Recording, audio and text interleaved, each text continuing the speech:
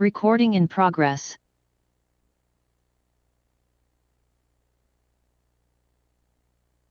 Everyone? Oh, there you are. Very loud. Okay. I'd like to call to order the Finance and Budget Subcommittee meeting today, April 10th, 2024. First, just announcement of recording of the meeting. Just wanted to check in the audience to make sure no one's recording, and if you are, state your reason why and announce yourself. Okay. With that, the next thing is the announcements of members participating remotely, and it does appear that we have no one participating remotely. So next, we'll roll call attendance, so I'll hand it over to Sarah.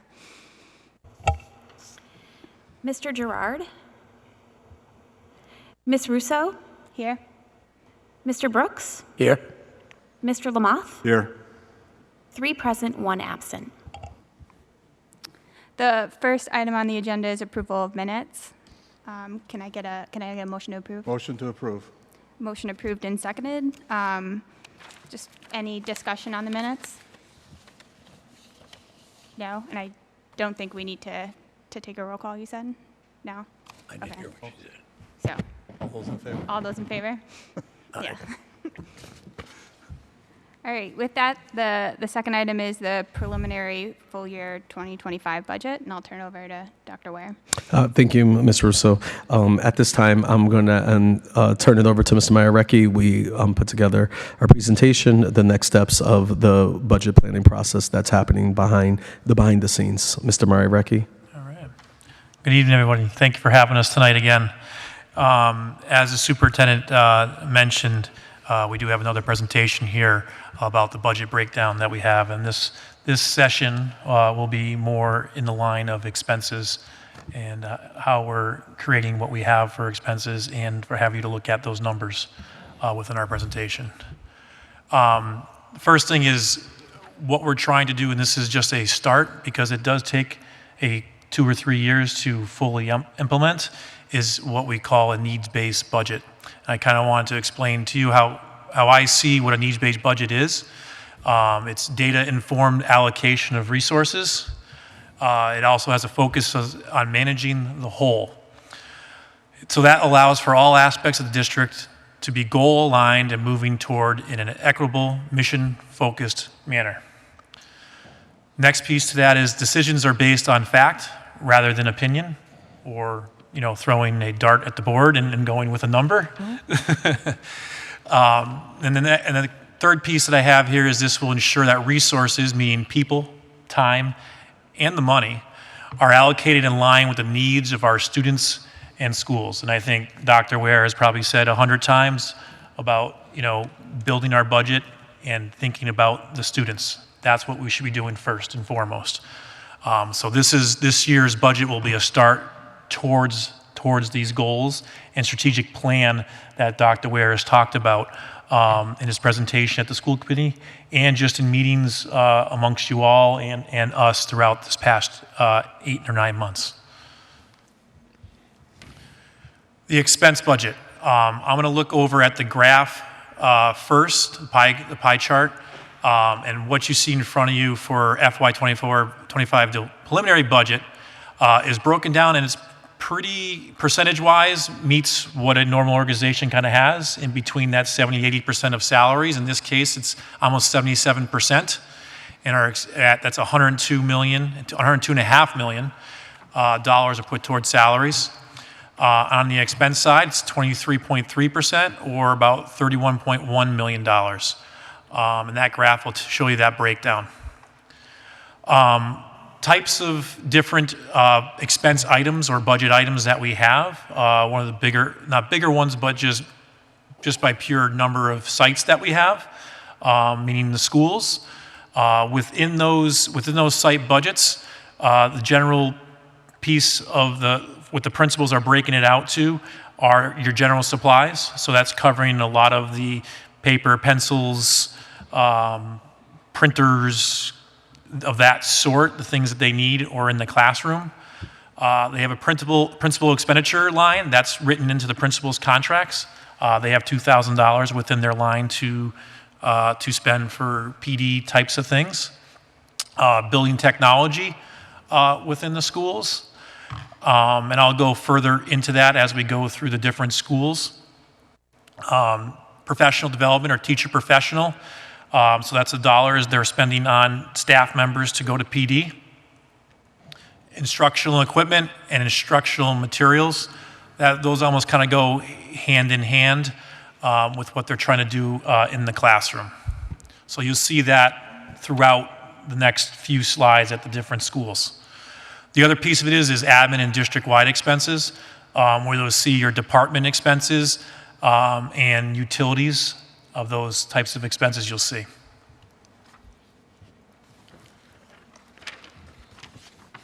So here are our site budgets. I captured from the budget what we currently have, and we still need to understand, as I spoke to a couple weeks ago, that this is still flowing.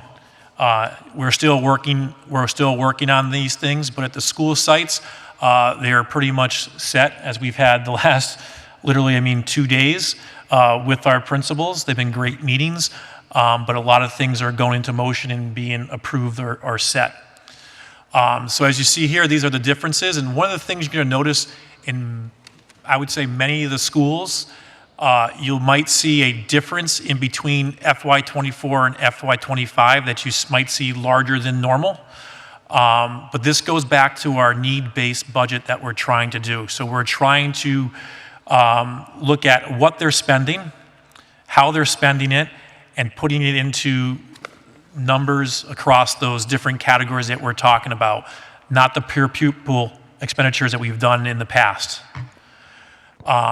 And also with this too, you're going to see many of these schools, if you look under instructional equipment or even building technology, a lot of these expenses are being taken care of at the district level. So they're not being inputted into their site budgets. They're taken care of at the district level in many cases. LTNs, laptops, things of that sort are being taken care of at the district level. Also, we made an emphasis that all these schools should have an after-school programming going on, or before-school programming. So that means stipends that they would have to pay out for some of these things. That's included with our salaries, and you'll see that in further meetings that we have, where you'll see the salary numbers there. So sometimes that's what's going to show the difference here. So if you look at the first one here at Barry, you have that difference of about $12,000. That's what the two things that are made up is technology and then adding more to the after school. Belcher, it's the same thing. That drops $19,000, but their instructional equipment, yes, that's coming from the district level. So you see zeros here in instruction equipment.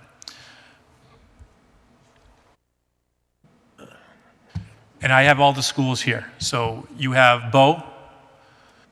They also have that extreme difference between the previous year and this year. They're also putting things into those same types of categories that I mentioned before. Or we have money coming out because of those technology buys at the district level. Bowie's to your right. Same thing there.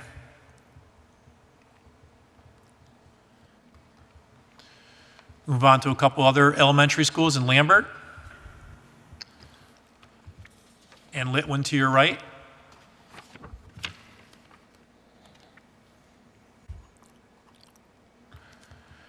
Fairview's next, and you're still going to see that difference there. Along with Stefanik is the same thing. Now, the principals have the autonomy to move their money the way they feel, so you might see some differences here in different categories from the previous year, but that's by principal choice. They're focusing on different things each year. We have Stryber, same thing. Now Satella has we have a slight increase there. We still have to we are going through second meetings, and we will be meeting with Satella School to go over some of those things. So that's where I say things might change a little bit, but maybe not that much with Satella. Then we have Bellamy and DuPont along with the Academy. The other thing you're going to see also here when we get to salaries in our next meeting is that we're starting to move some of our after-school clubs of that sort into their after-school line instead of at a district line. So that's also another reason with Bellamy here, it actually stays pretty consistent. But we also did the same things we did at the elementary school. DuPont has a big change. There's also a different population change. There's, I think, 150 students, 130 students between the two schools, so you're going to see a little bit of a difference there. But we also did the same thing with the instructional equipment or building technology of taking it out of the district. The academy, we saw some great need there this year, and we put an emphasis on making sure that school was fitted with the right dollars to do what the principal needs to do at that school. So we definitely funded that line considerably more than in previous years. Now we have the high school level. Now these numbers are a little bit higher than if you see at the other schools. A is you have the athletic department expenses mixed in there at the bottom there. So if you see on Chicopee High, they have $332,000 towards their total expense line.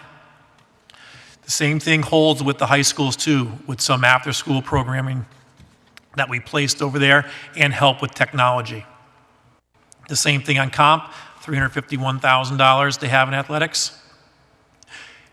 We'll be breaking that out a little bit more with the principal over at comp regarding general supplies, as he's will be showing us his allocations very soon, so we'll have that updated when we next meet. CTE site budget, that is historically just been general supplies. With that, that's a slight increase, especially with costs rising. I mean, all across the board, but especially into the different items that CT is purchasing from their budget. We've upped his principal expenditures to capture a little bit of PD in there too, that he was looking for his staff. We have admin. It's a long line of things. Many things here have held constant. We are still looking through some of these lines as we're trying to figure out our needs, especially when you look at your computer supply and software line, especially at the district level. We're trying to gauge that because we know whether it's this year or the next year, we're going to have a lot of turnover when it comes to our Chromebooks. We're already seeing in some schools LTNs, older LTNs that are going to have to be replaced. And we also have to make sure we have to keep up with the inventory that we have with laptops too. Also here, you see the school committee expense line has popped up. Now, that has been historically around that $10,000 number, but we see, also the need for different PD places, conferences that you might attend, and we want to make sure we account for that in the budget. Sorry, shut my phone off. And also, let's see if there's anything else here that popped up. No, that would be it. Oh, also the legal settlement line. That historically has been zero, and we might move something in there to account for any settlements that might happen during the year. Legal compliance has suggested and put in to make sure we have something in there. So we put a $50,000 number in there just in case something does come up. We also have the telecom. That is a work in progress. That also goes back to technology and what we need to fund that we're not doing at the building level and doing at the district level. So we're taking another look at this to set this up correctly. So the next time when we meet, you're going to see some differences here. Our district-wide budget.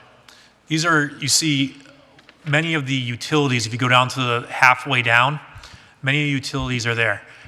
So if you start with water, sewer, what I do is actually look at historical data and to figure out where we're going to be and what we have been doing for paying bills regarding water, sewer, gas, fuel, light and power, electricity, to figure out, where our therms are at for our gas, where our kilowatt hours are for, and then what it's costing us. I also put in there usually a 3 or 4% increase because most of our rates are seeing increases every year of that sort. But we look at water and sewer, we can save $20,000 each there. So that's why you see it go down. Telephone, the same thing. Gas has remained the same. Fuel oils remain the same. Fuel oils has fluctuated a lot. Currently, right now, it's not what it was a year and a half ago, but it's still at a rate that I feel we can hold it at $460,000. You look at light and power, was able to take a little bit off there. We're just not using as much electricity as we once have, so I see some little bit of savings there, which is nice. Then you go down to maintenance, flat for the maintenance of grounds, maintenance of all schools. We wanted to make sure that department, was increased to meet the costs and all the jobs that Mr. Chapdelain's department has listed out there. I'm sure we've heard a lot about what he's doing and what he will be doing, so I think that was definitely a needed thing for Mr. Chapdelain's department. Now, if you go down to tuition, that's sped tuition. We are expecting more out of district to be happening, and you have to also remember this year it went up 14% costs that are set by the state. It's going up another 5% coming up in FY25. So we have to make sure we account for that with that. And just so you know, there is this general fund money you see here for sped tuition, but there's also money coming out of our IDA grant to also pay for out-of-district students. So it is a rising cost in our district, not just in our district, but everywhere. So we want to make sure we're funded and we can make sure we have that buffer to pay for that. If we go up to the top, a lot of it is the same. One thing that did change is outside professional services. That line holds a lot of different payments and vendors that we pay out of there just by the nature of the name of it. We were able to reduce that a bit just by looking at the history, and also we're using our grants effectively, meaning ESSER and other title grants, to pay for some of these things that would normally come out of these lines.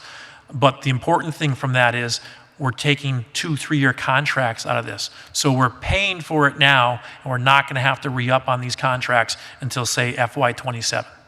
So that's why that line can come down a little bit. You see professional service line up greatly. That is sped professional service line. So when we have these vendors coming in and working in our classrooms, this is the line it needs to be coming out of, especially when it comes out of sped, because there's a maintenance effort that we have to meet as a district every year, which means you have to basically spend more than what you spent the previous year. So we have to make sure we account for these in proper lines and not just throw them any line that might be out there, or outside professional service type of line. You want to make sure it's in the sped line. So that's one line that will increase greatly, but we're still looking at that line and still going through the wants and needs of the district at a high level through our meetings, through our budget meetings. The other thing that you see in there are test supplies. That's our NWEA line, and through Ms. Belleville's office, she knows she has a little bit more than just MWEA, so she wants to make sure there's a little bit extra money for $25,000 to cover those expenses she knows she will have. And then we look at transportation. Now, you saw in our last meeting the full breakdown of that. These are just the numbers that we put into the budget. And then what you saw last time, where it's basically full 35,000 feet overlook, it's offset there. But those are our numbers for this year compared to last year. I think that's the last piece there.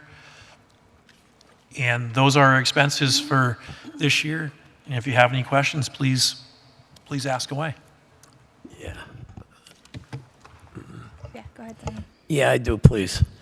Now, the total budget, $133,697,000 and some change. That's correct? Mm-hmm. What was our budget last year? Mm-hmm. What percentage did we come up? There's one thing we have to be aware of with this, and I'm just bringing up my sheet that where we had that, is last year we were at about almost 124 million dollars. Now, this piece of the $133,000, we have grants that are mixed into that number. So that number, when we meet to have the budget put to the full committee, is not going to show that $5.2 million. So that number is going to come down to, almost 128 million. So you're really gonna see about a $4.5 million increase in the budget. Now, you also have to remember, we received in our foundation budget $6.3 million more than we have in the previous year. So what eats up some of that? You have raises, you have step raises, you have cost of living agreements or percentages that are going up for all staff. And that's probably in the mid $2 million to $3 million for us. And then we have some of our increases in expenses, as I talked about, a nice $2 million on our sped tuition line right there. So there are some different expenses that we're increasing because we know we have the need. Going back to need-based budgeting, we're trying to focus on those things and the programs that need it, the schools that need it, the programs within the schools that need it. So that's where you see that gap being made up. And I believe with that 6.3, that foundation came up over 5% for this year. And we have to spend it because we are, with the budget you have, would be minimally funded because we're not receiving we're not asking or requesting anything from the city. So it is minimum net school spending dollars that we have. So we have to spend 95% of our net school spending number, our foundation budget that we're receiving every single year. All right, I have one more question. You said the $102,509,000 that was salaries, but I mean I'm looking at it, and salaries are actually about 76 or 77% of that number. What is the remaining amount? What are we using that for? That's all your expenses All that you goes have. in- So in that graph that you see there, Yeah. you have expenses up to your top left, and the Okay. rest is made up by salaries. All right, thank you. You're welcome. Go ahead, Don. Yeah, there's a couple questions. I don't see rent for Dulong in here. And that should not be part of the 133. That should be above and beyond. That is the rent right here is for rental lease of buildings at the bottom of the admin page, so your third to last page. But it shouldn't be in here. We can't pay rent out of student money. It has to come from the city side. So it should be above the minimum foundation. Well, rent is not net school spending eligible. That's my point. Does not mean that we can't spend it there. It is not, when I do the end of the year report, it is not net school spending eligible. So when we submit our budget to the city, we should be submitting 133 whatever plus 300 grand for the rent. Or it should be in the agreement that we have with the city for expenses. We shouldn't be taking it out of student money. And I just want to make sure that we're doing that. That makes sense. So we should 100% take that out. And so even though and it sounds like in the previous years, we never asked for above the minimum spending, but the 300,000 should have been Well, the note on when there. we asked to buy a building, they told us no. And we told them at that point that the rent would not be coming out of our budget, that they would have to pay it. And I want to make sure they realize that they're paying it. Understood. And the academy, you went up 37 grand for instructional equipment. What kind of extra equipment are we buying there? Just kind of curiosity-wise. Can you repeat that question, please? The academy, Academy. you put 37 grand in there for instructional equipment versus, I forget what it was, let me find it, 5,000. 5,000? And I'm not saying it's not needed, I'm just kind of curious what kind of equipment did she need? Yep. So the academy is where our principal is. So what we learned this year was that there wasn't a streamlining of situations between academy and our 2 high schools. So we did, when, I don't know if you recall, a couple of months ago, we actually did the program of studies, and we actually said, these are the courses that are going to be offered at academy as well as comp and high. Once we did that, we actually found that there was literal need to order books, the literal need to order consumables, so that were not available. And we actually did an audit. And so once we finished that, we realized we needed to increase her budget to actually buy those supplies. Okay.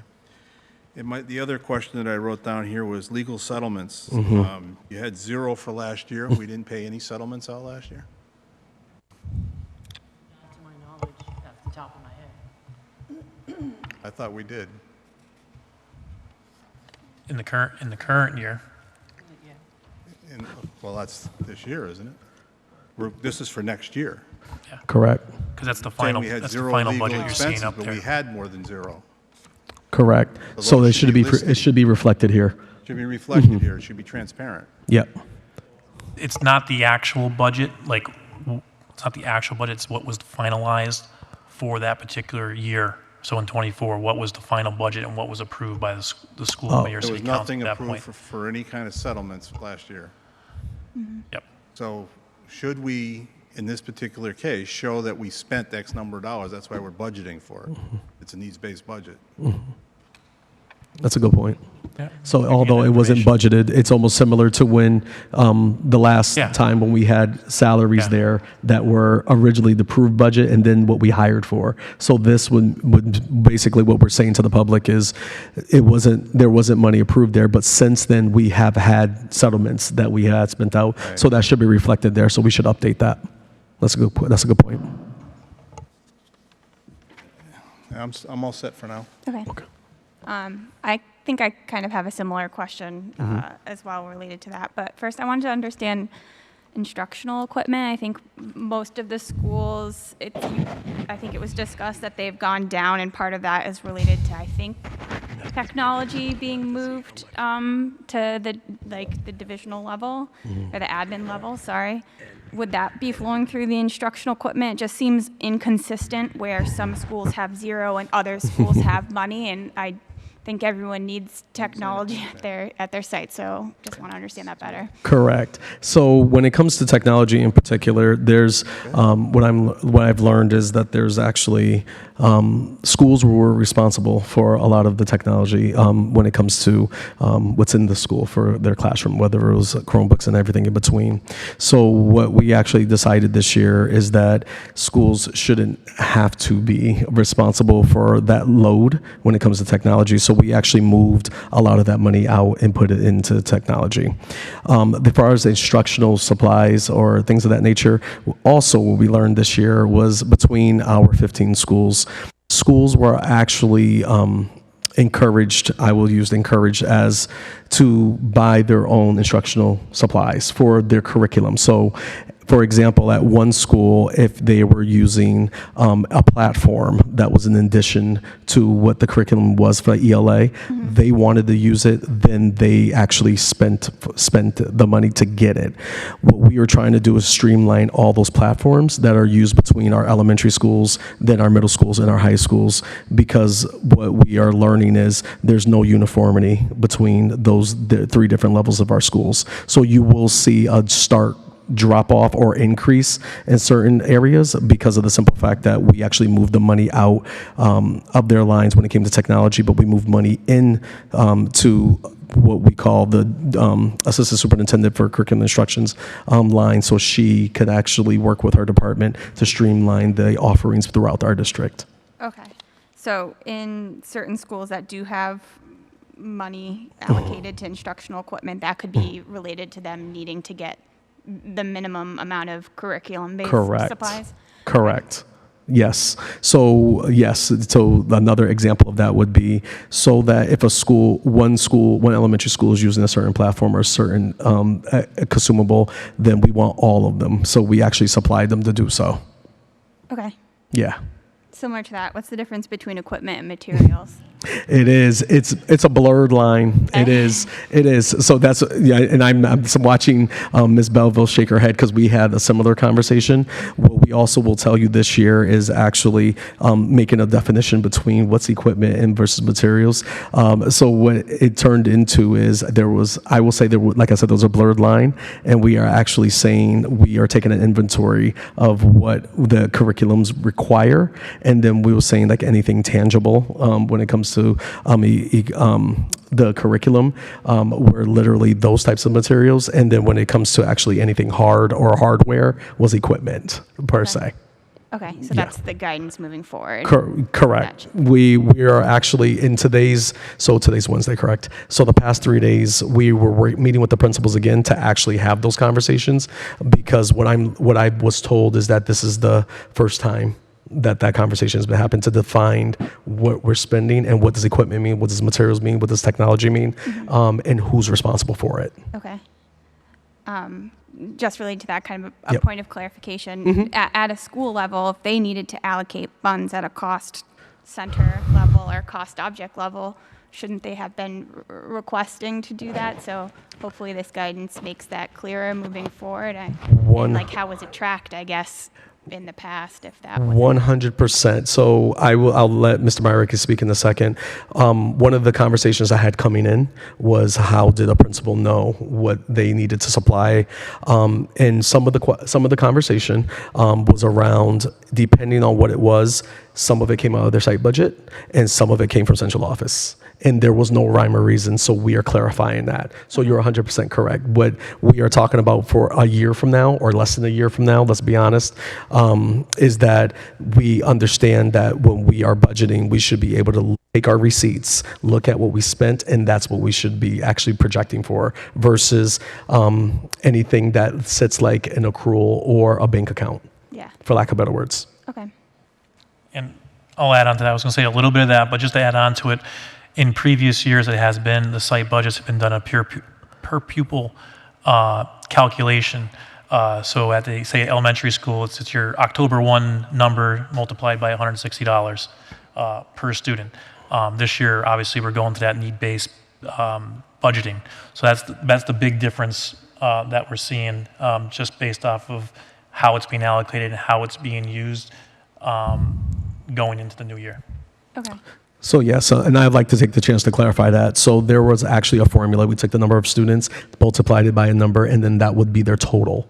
And so what we discussed this year, if we actually link it back to Mr. Mayareki's presentation when he said what a needs-based budget is, and literally going down what the needs are. So that's why you'll see like drastic changes in a lot of the school building by building numbers. So yes, what you described is 100% correct. What we're working towards, what it literally should be budgeted for because of what we spent.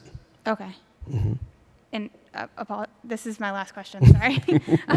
So that was, my last question was basically related to the needs-based budgeting. I just get concerned when we're saying it's need-based budgeting and then we see such significant drops at each individual school level. Does that mean that they had money that they didn't spend last year? Or is that part of this conversation of like, it was at the admin level that the spending was happening and the expenses weren't necessarily sitting at the site level? I just want to make sure when we compare to like where the schools were last year and their needs, that they're going to be met again in the next year. 100% correct. What I'll say to that is, when we are explaining needs-based budgeting, doesn't mean that the schools will are not able to buy or don't have enough money to buy what they need. What it turned into was there was a different level of accountability of what the expenditures should look like. So there were times when certain buildings did not spend, or there were purchases made, but it came out of ESSER. So instead of it coming from the actual site base, it was coming from central office. So there was no way to actually track through the site base that this is what they should have spent, because a lot of it was coming out of our grants. So yes, so we shifted that practice significantly. So what you'll see is, even though that there's this budget this year, what I anticipate for FY26 is that you'll be able to see the column that's really representative and probably matches what they spent, or a little bit of a change because of the needs of the building, but it shouldn't be very significantly different in a year from now. Okay. All right. Yeah, just to add that those expenses are going up, right? As you mentioned, they're coming from the site budget to meet at the admin level or the district-wide level to gather some of those expenses. So we're basically taking it from there and moving it up so it can be paid that way. So it's not necessarily that they're losing ability to spend, it's just at what level it's at. And also we've Correct. met with these principals also too, and they did fight for their schools, which they should. So, all these numbers were gone over a couple times, and we were making sure that they had enough to do what they need to do in a given year. So it wasn't just us making a decision and going, this is what you're dealing with. There was much conversation at the table, many hours of conversation to get to these numbers, and they feel 100% comfortable with the numbers they have in their site budget, along with the staffing conversations that we've also had in our meetings. All right.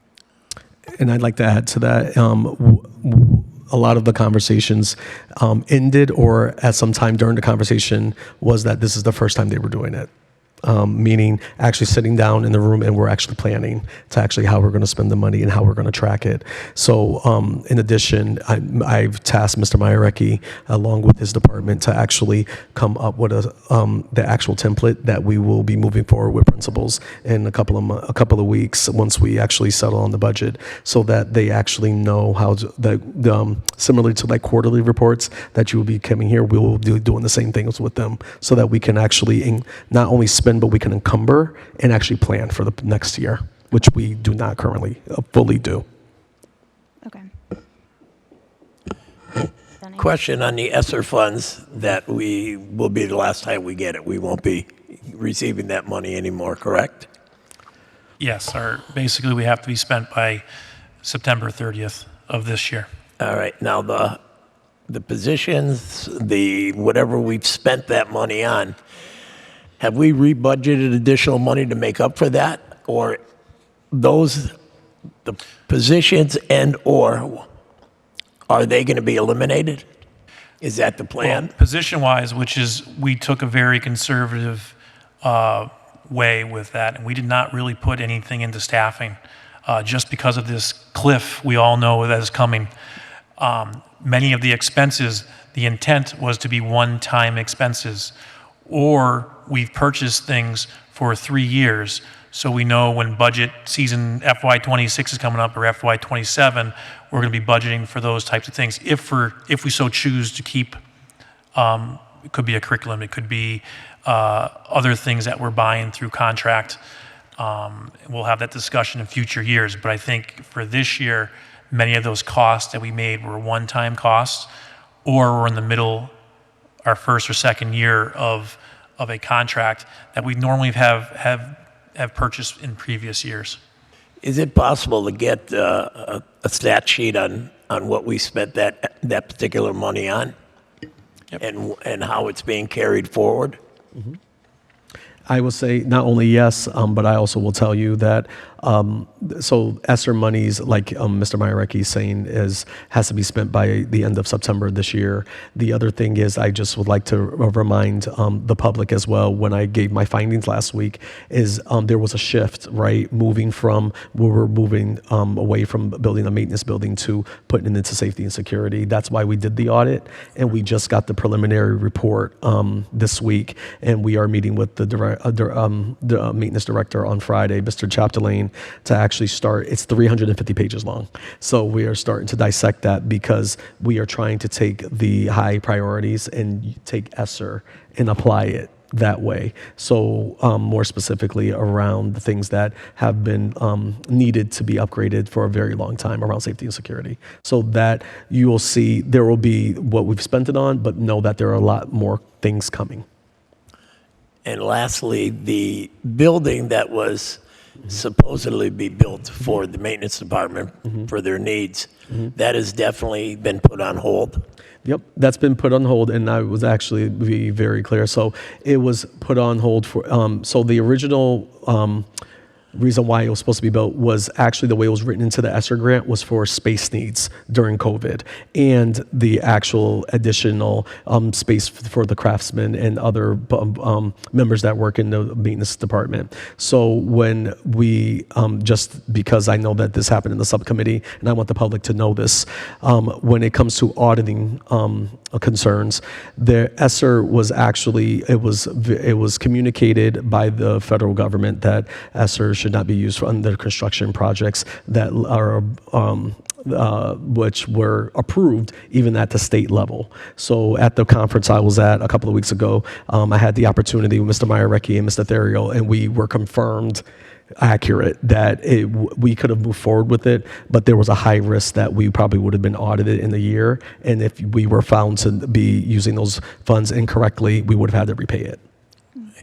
Thank you. Go ahead, Don. Yeah, I'd like to piggyback onto that question that was asked about the ESSER funding, the ESSER funds. You're going to use them for security, but it's got to be spent, or does it have to be encumbered? Encumbered and actually contract assigned. Contract Yeah, signed, but it correct. don't have to be.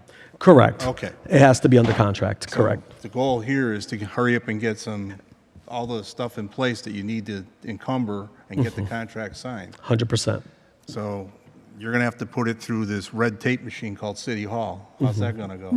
So I'm hoping that our public, who may be members at City Hall, are watching and know that it's coming and that we're going to have a great relationship in getting that going through. Because from what I heard at the facilities subcommittee is it's bounced back and forth, and it doesn't seem like he's getting the help he needs. So I think it's imperative that the City Hall actually works with us to get the money spent so that we don't lose it. correct. And so I know that what I communicated to Mr. Chapdelaine recently, and what I learned from him again is that a lot of the work in getting funding or getting contracts approved to expend funding really fell heavily on him. And I've already communicated to him that I will support him 100%. So the communication has already started. So for this site safety, how much ESSER funds do we have left unencumbered? And John, you would know that number better than me. I know it's roughly about $6 million that was going into the maintenance building, but that's not the total cost Yeah, because 'cause we we are also using have the for the HVAC work. The HVAC work that the bid just came back on, and we actually have a meeting tomorrow regarding that, and Dr. Ware will make the decision on moving forward or not moving forward with that in the coming days. But I think we have about $11 to $12 million that will have to be spent coming up the next few months. But we'll see. You know, if you look at that HVAC, the bid came back almost $4 million. That's not counting contingencies dollars we have on that. It's not counting what we have to pay the architect, what we have to pay the OPM on that. So you're probably getting close to $5 million. The security, I think, what do we kind of estimate? We could probably be putting in between $3 and $4 million of whether it's cameras or security items.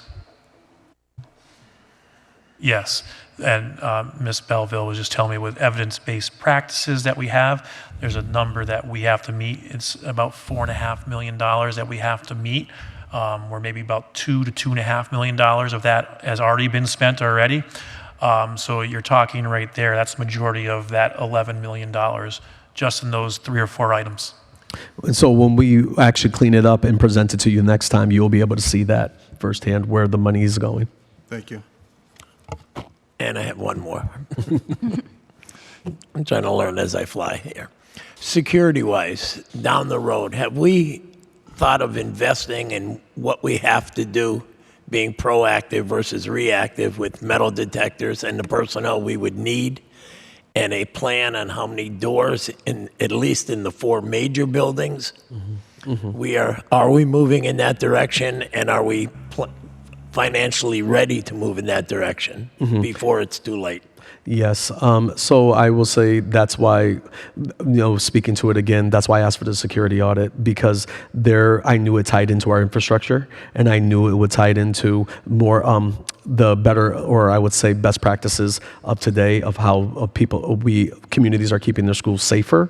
And so when I am presented with the opportunity all the time about why are we, about metal detectors, and I'm saying there's actually actually even better practices that people have seen, and you may have seen it if you're at the airport recently or if you've been to Disney World. There's actually even better practices that that technology is used to actually that is proven to be safer than even using metal detectors. So that's why I was waiting for the report to come back, and I understand that the community probably will notice that there was a plan before my time that was to order things, but it didn't.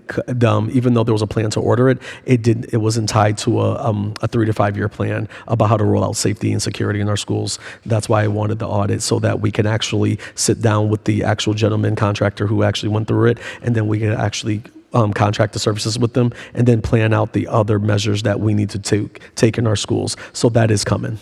Thank you. No problem. I have one more site-based budget question. I'm really hung up on that today. Sorry. No, you're fine. So I think you had mentioned also after-school programs being an emphasis. So where in these school budgets would that lie? You're not going to see those numbers right there because technically the after-school budget are stipends, so they're salary lines. Okay. So when we get into the bigger piece of it, the salaries, I would think most likely in our next meeting, you'll see those numbers popping up. And the other thing you'll see also is at the big schools, now that we're starting to move clubs and those numbers into that line to show it there, those numbers are going to go up considerably than what you saw even last year. Salary-wise, you mean they would Yep. be going to consider? Yep. Okay. Because in previous years, what would happen is if a principal wanted to have after-school programming, they would move some of their site budget into that salary line, whether it was right at the beginning when they know what their kind of programming was going to be, or during the year through a transfer that you would see at the school committee because we're moving money between our expense line to our salary line. So that has to come for school committee approval. Any other questions, comments? No? Okay.